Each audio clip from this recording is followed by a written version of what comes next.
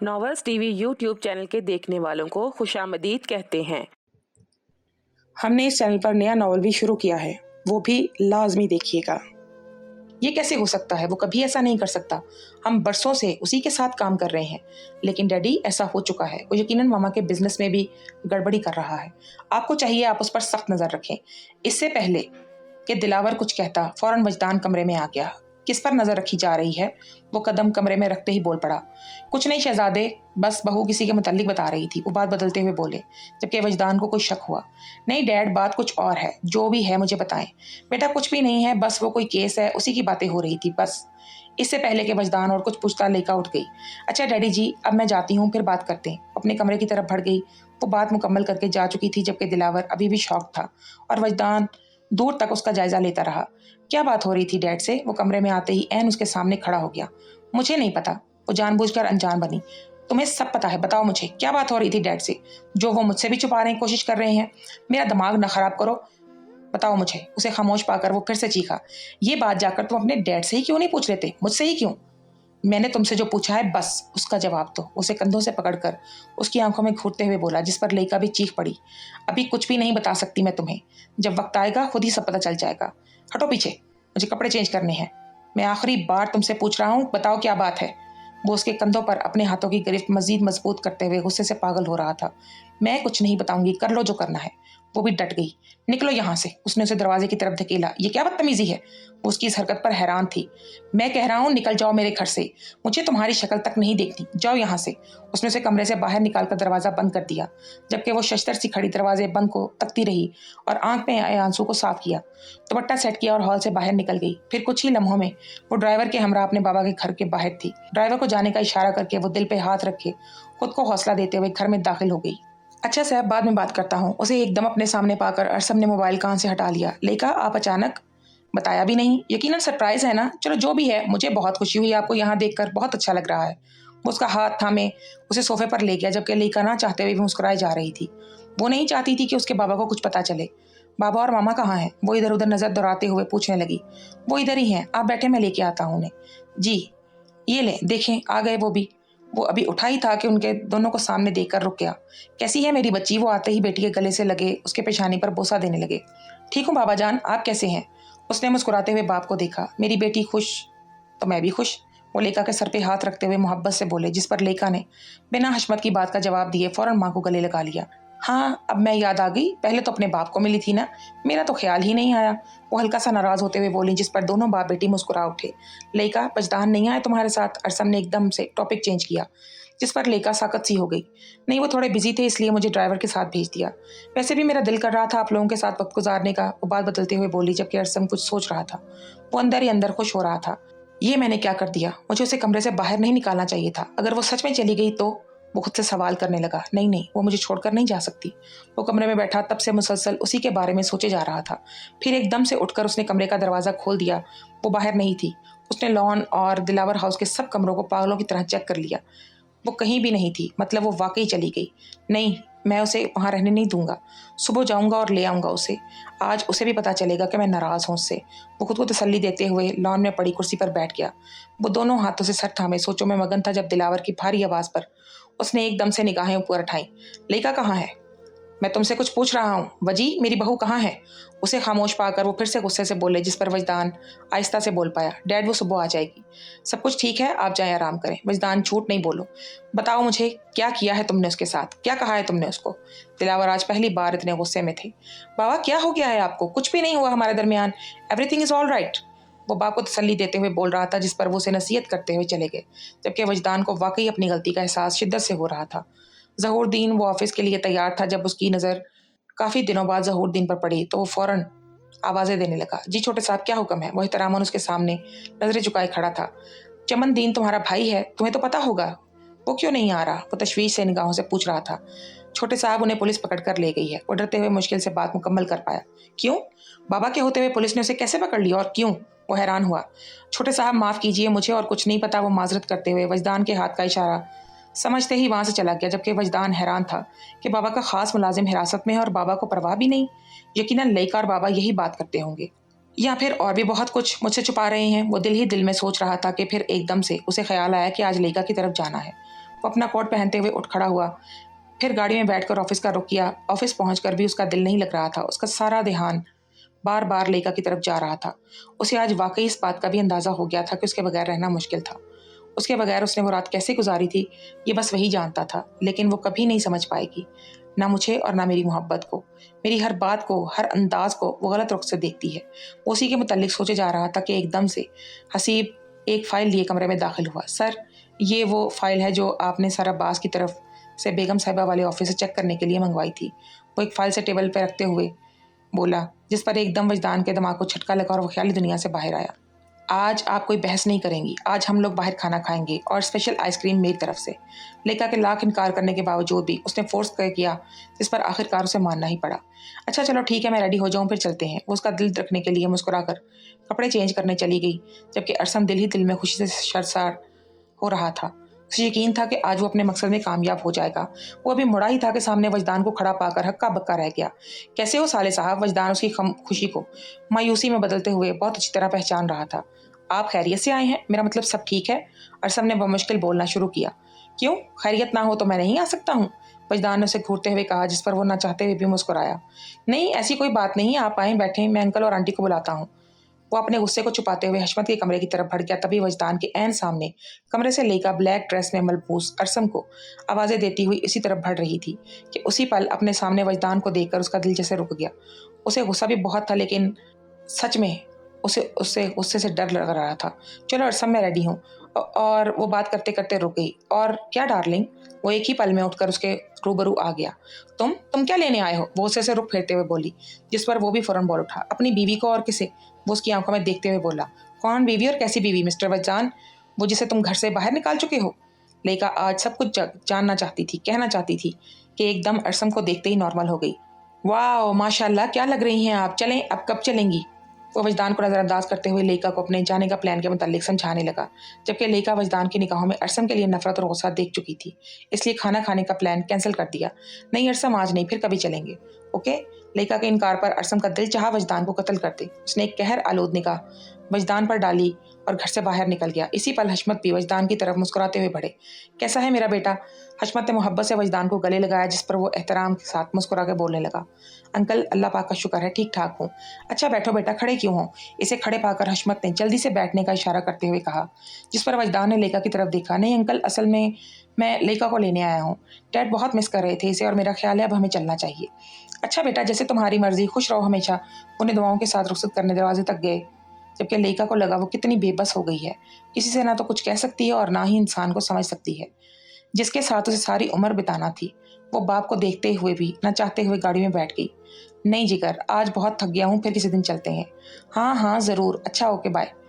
उन्हें आए हुए तकरीबन 1 घंटा हो चुका था, मगर उन दोनों के दरमियान अभी तक कोई बात नहीं हुई थी कि फिर इसी पल आयश की कॉल पर ही उसने दरमियान सख्ता टूटा था। आहिस्ता से बात करो, मेरे सर में बहुत दर्द हो रहा है। उसने वजदान के मोबाइल की तरफ इशारा करते हुए कहा, जिस पर उसने फ़ोन बंद कर दिया और उसकी तरफ मुतवज्जो हो गया। इधर तो कोई सर दर्द नहीं था, इस घर में कदम रखते ही बीमारियां चल गई। क्या हुआ? मुझे तुमसे किसी किस्म की कोई बहस नहीं करनी और ना ही मेरे पास इतने बेकार अल्फाज हैं कि तुम पे सर्व करती जाऊं। सो प्लीज़ अपने काम से काम रखो। वैसे भी तुम हर हद पार कर चुके हो मिस्टर वजदान, यहाँ तक कि तुमने मुझे घर तक से निकाल दिया। अब तुम्हारा बदला पूरा हो चुका है, तुम छोड़ सकते हो मुझे। मैं अब मजीद इस कैद में रहना नहीं चाहती। वो बिना उसकी तरफ देखे सब कह गई, जब तक वजदान जिंदा है तब तक तुम डार्लिंग मेरी ही हो। तुम्हारी हर सुबह वजदान, तुम्हारी हर रात वजदान। वो उसके बिल्कुल करीब था, इतना करीब कि उसकी गर्म सांसें लेकर के गालों को झुलसा रही थी, मगर वो बोलता जा रहा था। यहाँ तक कि तुम्हारा चैन, तुम्हारा सुकून, तुम्हारी हर आहट, हर बेकरारी वजदान है। तुम्हारी हर राह, हर मंजिल वजदान। तुम्हारी हर कहानी वजदान से शुरू और वजदान पे ख़त्म। ये हो तुम लेका वजदान, तुम्हारा मेरा तुमसे ऐसा कोई ताल्लुक नहीं। और वो उसकी आंखों में देखते हुए बोलने लगी कि वजदान ने उसकी बात काट दी। मैं हिसार हूँ तुम्हारा, लेकिन मैं आज़ाद हूँ हर इस हिसार से। निगाहें चुरा गई वो।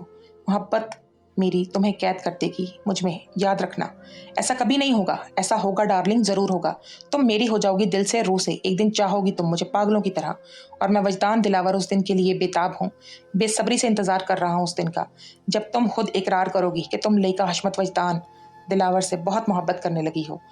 वो उसे गर्दन से थामे उसकी आंखों में देखते हुए बोले जा रहा था, जबकि लेका एक पल को महसूस कर रही थी जैसे वो सब कुछ सच कह रहा है, उसे एक दिन मोहब्बत हो जाएगी उससे। वो खुद को मजबूत करते हुए ठोस लहजे में बोली, मैं तुमसे नफरत करती हूँ, नहीं करूंगी तुमसे मोहब्बत, तुम मेरी जिंदगी की बर्बादी हो वजदान दिलावर। लेका तुम जैसे शख्स से मोहब्बत नहीं कर सकती। वो उसके हाथ झटक कर उठ खड़ी हुई। तुम मोहब्बत करने लग गई हो डार्लिंग, बस थोड़ा और इंतजार करो, फिर तुम खुद को खुद ही वजदान दिलावर को सौंप दोगी और ऐसा दिन जरूर आएगा। और उसके सामने खड़े होकर उसके चेहरे से बाल हटाते हुए वो उसे देखने लगा कि लेका को लगा वो कमजोर पड़ रही है। उसने उसे खुद से दूर किया। तुम्हारा इंतजार इंतजार ही रह जाएगा वजदान दिलावर, तुम इसी तरह तड़पते मर जाओगे, लेकिन मेरी मोहब्बत नहीं मिल पाएगी तुम्हें। उफ डार्लिंग, क्यों खुद को हल्कान कर रही हो? वक्त आएगा तो देख लेंगे। मुझे भी पता है, वैसे आएगा वो दिन जरूर, तुम देख लेना। तुम जियोगी वजदान में, वजदान की मोहब्बत में, चलोगी, रुकोगी, सोचोगी, सब कुछ, लेकिन वक्त पर। खैर अब सो जाओ और मुझे सोने की तैयारी करने दो, क्योंकि आज ख्वाब में भी वजदान आएगा। जाओ जाओ सो जाओ डार्लिंग। वो बेड पे गिर सा गया और गिरते ही एक बाजू अपने सर के नीचे रखे उसे देखने लगा, जबकि वो रुख मोड़ गई। दिलावर साहब, आप आज बिना बताए? अब्बास अचानक दिलावर को ऑफिस में देखते ही चौंक गया। क्या मुझे बता के आना चाहिए था? उसने अपने कोट की जेब में हाथ डालते हुए बगौर उसे देखा। नहीं नहीं दिलावर साहब, ऐसी तो कोई बात नहीं, ये आपका ही ऑफिस है, आप जब चाहें आ सकते हैं। वो ना चाहते हुए भी मुस्कुराया। सबकी सब इंपॉर्टेंट फाइल्स ऑफिस में लेकर आओ और आज की मीटिंग मैं खुद अरेंज करूंगा। वो ऑफिस की तरफ चल पड़ा, जबकि अब्बास के होशो हवास उड़ गए। वो सोचने लगा कि पिछले महीने की फाइल्स अगर दिलावर ने चेक कर ली तो क़यामत आ जाएगी। वो माथे पे आए पसीने को साफ करने लगा। जी दिलावर साहब, अभी मंगवाता हूँ सब फाइल्स। वो तुक निकलते हुए वो मुश्किल बोल पाया। ये सब क्या है अब्बास? मेरे बिजनेस में तुम्हारे शेयर्स कैसे और कहाँ से आ गए? ये फाइल्स पे क्या लिखा है? इस प्रॉपर्टी में 50% शेयर्स तुम्हारे हैं? वाह क्या बात है, हमें तो पता ही नहीं चला। तुमने हमारा बिजनेस संभालते संभालते सभी संभाल लिया। दिलावर गुस्से से अब्बास को देखने लगा। नहीं दिलावर साहब, असल में बेगम साहिबा ही मुझे अपना बिजनेस पार्टनर बना कर गई थी और अब मेरे 50% शेयर हैं बेगम साहिबा के बिजनेस में। वो इतमाद से बोल रहा था, जबकि इस पल दिलावर का दिल चाहा उसके हलक में हाथ डालकर उसकी जुबान खींच ले, लेकिन लेका के कहने पर बिना सबूत अभी कुछ भी करना नहीं चाहता था। अब्बास की सब फाइल्स मेरे घर भिजवा दो, मुझे सब देखनी है, फिर फैसला करना होगा क्या करना है। दिलावर उसे अपनी बात सुनाकर जा चुका था, जबकि अब्बास उसे दूर तक जाते खा जाने वाली नजरों से देखने लगा और दिलावर की कुर्सी पर टांग रखकर जोर जोर से हंसने लगा। तुम्हें क्या पता दिलावर साईं, कुछ ही दिनों में मैं तुम्हारा ये सारा बिजनेस मेरा हो जाएगा। वो दिल ही दिल में सोचकर मुस्कुराते हुए जा रहा था। इस बात से बेखबर के पुलिस को उसकी खबर हो चुकी है। ये कैसे हो सकता है डैड? इस जलील इंसान का तो मैं वो हशर करूंगा, वो ता क़यामत याद रखेगा। अपनी मामा के बिजनेस के मुताल्लिक खबर मिलते ही उसके अंदर एक गुस्से की लहर उठने लगी। इस इंसान की इतनी हिम्मत कि मेरी मामा के बिजनेस में से 50% शेयर का मुतालबा कर रहा है। इसे तो मैं नहीं छोड़ूंगा।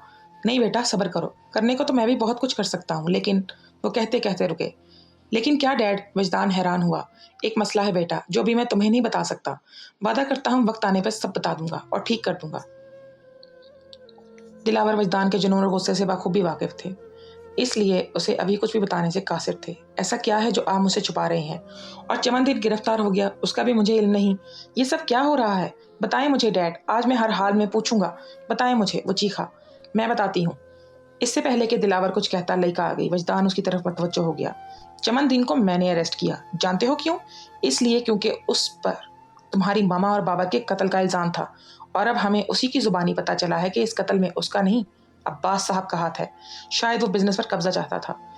अभी सही से कुछ भी पता नहीं चला। वो बात मुकम्मल कर चुकी थी, जबकि वजदान आंखें फाड़े उसी की तरफ देखे जा रहा था। ये कैसे हो सकता है डैड? आप मेरी मॉम के कातिल को कैसे छोड़ सकते हैं? वो अभी तक कैसे सांस ले रहा है? हाँ, क्यों है जिंदा अभी तक वो? वजदान की आंखों में खून उतरा हुआ था। वो बाप के करीब जाकर चीखा और सर थामे सोफे पर बैठ गया। बेटा मुझे माफ़ कर दो, मैंने ये सब कुछ तुमसे छुपाया क्योंकि मैं तुम्हें खोना नहीं चाहता था। लेकिन मैं तुमसे वादा करता हूँ, मैं और मेरी बहू तुम्हारी माँ के कातिल को फांसी के फंदे तक पहुंचाकर ही सांस लेंगे। वो उसे यकीन दिलाते हुए बोलने लगा, जबकि वजदान का गुस्सा बढ़ता ही जा रहा था। इससे पहले मैं इसकी कब्र खोद दूंगा। वो गुस्से से उठा और गन अपनी पैंट के बुल्ट में रखी और तेजी से गाड़ी की तरफ बढ़ गया। देखते ही लेका उसके पीछे भागी। रुको वजदान, तुम कहीं नहीं जाओगे। उसके कानों में लेका की आवाज़ दाखिल होते ही रुक गया। उसे लगा आज पहली बार उसने कुछ कहा है मुझे। वो फौरन पलटा। नहीं जाऊंगा, नहीं जाऊंगा। और तुम? मैं भी कहीं नहीं जाऊंगी। वो कहते ही वापस पलट आई, जबकि वजदान को लगा आज लेका ने उसे जिंदा कर दिया है। आखिर तुम मान गई हो ना कि मुझे चाहने लगी हो। वो अपने कपड़े सेफ से निकाल रही थी जब वो उसके करीब खड़ा हो गया। ऐसा कुछ नहीं है मिस्टर वजदान, मैं सिर्फ अपना फर्ज निभा रही थी।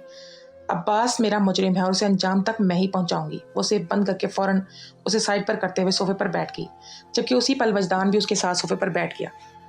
इतना चिढ़ती क्यों हो मुझसे? वो मुसलसल उसकी आंखों में देखने लगा। मैं तुम्हें कुछ भी बताने की पाबंद नहीं हूँ। और हाँ, एक और बात, मोहब्बत कभी ज़बरदस्ती हासिल नहीं होती। ज़बरदस्ती सिर्फ़ और सिर्फ़ ज़िल्लत हासिल होती है। सो इसीलिए तुम अपनी ये सब बेकार कोशिशें बंद कर दो, क्योंकि आखिर में तुम्हें मायूसी खोना पड़ेगा, क्योंकि मैं तुमसे मोहब्बत नहीं करती और ना ही करूँगी और ना करती हूँ। उसकी आंखों के हिसार से बाहर निकलते ही वो बोल पड़ी, जिस पर वजदान को उसकी आंखों में अपने लिए अपनायत साफ नजर आने लगी। तुम्हारी यही बातें तो मुझे अच्छी लगती हैं, तुम्हारी तरफ खींचती हैं मुझे। जब तुम कहती हो तुम मुझसे मोहब्बत नहीं करती, हालांकि तुम मुझसे मोहब्बत करना शुरू कर चुकी हो। तुम्हारा दिल मेरी तरफ माइल हो रहा है डार्लिंग। तुम मानो या ना मानो प्यार करने लग गई हो वजदान दिलावर से। वो उसकी तरफ झुककर शरारत से बोला, जिस पर लेकर एकदम से वहां से उठ गई और बाहर लॉन में चली गई। वो खुद नहीं जानती थी कि ये कैसा जज्बा था जो उसे वजदान की तरफ खींच रहा था। नहीं, मैं वजदान को नहीं चाह सकती। मैं भला कैसे वजदान से मोहब्बत कर सकती हूँ, जिस इंसान की वजह से मेरे सारे ख्वाब टूट गए। या अल्लाह, मैं क्या करूँ? मेरी मदद फरमा। You are under arrest Abbas. आज से तुम्हारा खेल खत्म। लेका तमाम सबूतों के तहत उसे अरेस्ट कर चुकी थी। अदालत ने अब्बास को तमाम सबूतों के तहत 2 कत्ल करने पर सजाए मौत सुना दी और चमनदीन को 7 साल की सजा सुना दी गई। आज लेका बहुत खुश थी। उसने हमेशा की तरह आज फिर एक मुजरिम को उसके अंजाम तक पहुंचाया। देख लें बाबा जान, हमेशा की तरह आज फिर आपकी बेटी कामयाब हो गई। लेका अपने सामने बैठे हशमत को देखते हुए बोली, जिस पर दिलावर ने भी लेका की तारीफ की। वाकई मेरी बहू बहुत बहादुर है, अल्लाह खुश रखे इन्हें। मामा अरसम क्यों नहीं आया? उसने याद आने पर फौरन पूछा। बेटा, वो खुद ही नहीं आना चाह रहा था। मैंने तो बहुत कहा था, वो कहता फिर किसी दिन चला जाऊंगा खुद ही। निसा बेगम ने उसके ना आने की वजह बयान की, जिस पर लेका ने सर हिला दिया और अपने दूसरी तरफ बैठी माँ पारा की तरफ देखने लग गई। ओके, और हाँ माँ पारा, आप भी इतनी लेट आई हो। मैंने कहा था फर्स्ट टाइम इधर होना चाहिए। आज इतने दिनों बाद मैं फ्री हुई हूँ और खुश भी। सोचा तुम्हारे साथ ढेर सारी बातें करूंगी, लेकिन मैडम इस टाइम हाजिर हुई हैं। खैर, अब आप लोग आज इधर ही ठहरेंगे, कोई एक्सक्यूज नहीं, ठीक है ना आयश? ओके साली साहिबा, आज हम इधर ही आपके अपने जिगर के पास रुकेंगे। उसने अपने पास बैठे वजदान के कंधे पर हाथ रखते हुए लेका को जवाब दिया, जिस पर मुसलसल लेका की तरफ देखते हुए वजदान ने मुस्कुरा कर कहा। उसके सामने शायद वो आज पहली मर्तबा यूं खुल के मुस्कुरा रही थी। उसने उसके लिए क्या कुछ कर दिया था, ये बात वो खुद भी नहीं जानती थी। वजदान को लगा जैसे आज उसकी माँ खुश हो गई है, उसकी रूह को सुकून मिल गया है। वो आसमान की तरफ देखकर मुस्कुराया। डार्लिंग, बाजू आगे करो। ये मोहब्बत से उसे देखने लगा, जबकि वो उसकी बात पर हैरान हुई। क्यों, क्या हुआ? बाजू तो आगे करो यार। उसे खुद ही लेका का बाजू थाम लिया और एक खूबसूरत डायमंड का ब्रेसलेट उसकी बाजू में पहना दिया। ये किस लिए है और मुझे क्यों पहनाया? अपने बाजू में खूबसूरत ब्रेसलेट को देखते हुए बोली। जाहिरी बात है, बीवी हो मेरी तो तुम्हारे लिए ही लेकर आया हूँगा ना, और तुम्हें ही पहनाऊंगा। इसकी बात का जवाब में थोड़ा सा गुस्सा हुआ, लेकिन ये मुझे नहीं चाहिए। वो उतारने ही वाली थी कि फौरन वजदान ने उसे कमर से पकड़कर खुद से करीब कर लिया। अगर ये तुम्हारे बाजू से कभी उतरा तुम सोच भी नहीं सकती मेरा रिएक्शन कैसा हो सकता है। Okay thanks. थैंक्स। उसकी कुर्बत से बचने के लिए वो फकत इतना ही कह पाई। ना ना डार्लिंग, थैंक्स नहीं, थैंक्स के अलावा और भी कुछ है, वो तो कहो। वो उसकी तरफ देखते हुए आहिस्ता से बोले जा रहा था, जबकि वो बस उसके सामने से हट जाना चाहती थी। जब भी वो उसके सामने आ जाया करता था उसका बोलना मुहाल हो जाता। मुझे कुछ नहीं कहना, प्लीज सामने से हटो, आज नहीं। उसने उसकी कमर पर अपनी गिरफ्त और मजबूत की। क्यों? आज क्या है? उसे मुसलसल अपने और करीब कर रहा था, जिस पर लेका का दिल बैठा जा रहा था। वो टूटे फूटे अल्फाज में मुश्किल बोल पाई। आज तुम्हें देखने को, तुम्हें महसूस करने को, और क्या? वो उसकी फटी आंखों में देखने लगी। और तुम्हें छूने को, तुम्हें अपनी रूह में बसाने को दिल कर रहा है। उफ, इतनी ठंड में भी इतना पसीना डार्लिंग, डर क्यों रही हो मुझसे? उसकी हालत देखकर वो खुलकर मुस्कुराया, जिस पर लेका जल्दी से अपने माथे से पसीना हटाने लगी। नहीं, मैं क्यों डरूंगी, और वैसे भी मुझे तुमसे कोई बात नहीं करनी। हटो पीछे, हटो, जाने दो मुझे। वो उसके एक टिक देखने पर फिर से बोली। यकीन करो डार्लिंग, वजदान तुम्हें तब तक नहीं छुएगा जब तक तुम खुद को अपनी मर्जी से, अपने दिल से मुझे सौंप नहीं देती। वो दिन जरूर आएगा। खैर, अब काफी रात हो चुकी है, आराम करो। वो उसकी कमर से अपने हाथों को हटाते हुए 2 कदम पीछे हुआ, जबकि लेका उससे नजरें चुराती उसके सामने से हट गई। और वो दिल ही दिल में मुस्कुरा दिया, क्योंकि वो लेका की निगाहों में अपने लिए अपनायत महसूस कर रहा था। वो भी उसे चाहने लगी थी, बस वो बताना नहीं चाहती थी। शायद अना को हराना चाहती थी, लेकिन वजदान को अपनी मोहब्बत पर पूरा यकीन था।